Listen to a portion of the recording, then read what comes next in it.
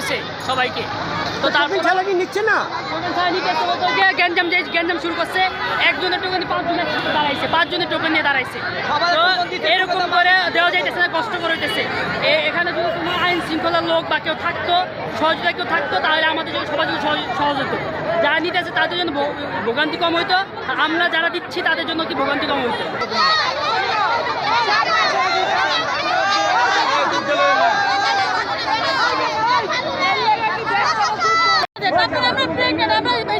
খাইতে পারি একটা মাল দেয় না, সাইড থেকে ওনাদের মুখ চড়ায় মানুষ মাল দিয়ে দেয়, যে নেয় 5টা নেয়, যে নেয় না একটা নেয় না। এগুলো কি ঠিক বলেন? এই যে আমি বলতেছি আমি প্রেগনেন্ট, আমাকে একটা মাল দিয়ে দিচ্ছে না, কিন্তু ওনার ড্রাইভারের পর্যন্ত তাকে মাল দিয়ে দিল।